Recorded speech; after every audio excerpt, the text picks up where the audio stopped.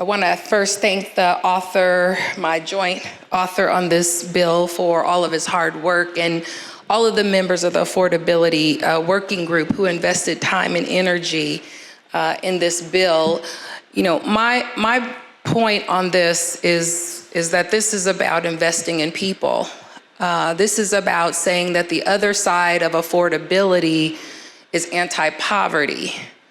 The way we accomplish affordability is putting folks on a pathway of self-sufficiency, and that means quality work, that means skills that are transferable, that means having an opportunity to work in a career where you have dignity and respect and can sustain your family in the state of California.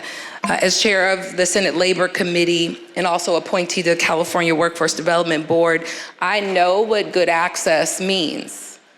It does mean that when you have a good job that pays you a real wage, particularly in a state where we now know that $100,000 qualifies as low income, we need people to have quality careers that pay them well so that they can afford the price of eggs, the price of housing, the price of health care, and all of the things that allow our families to thrive.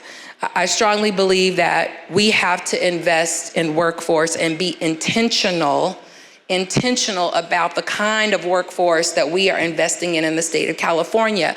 We aren't investing in low-road jobs that don't allow our residents to have the ends meet. We have to invest in real skill development and career opportunity, and that means like we are streamlining other processes to accelerate our ability to reach our goals. We've got to streamline our workforce strategies to accelerate the path to self-sufficiency and a real living wage in a way that says we're going to identify ways and populations that are impoverished and build direct pathways out of that poverty into careers. We don't do that enough, and this is what this bill is about.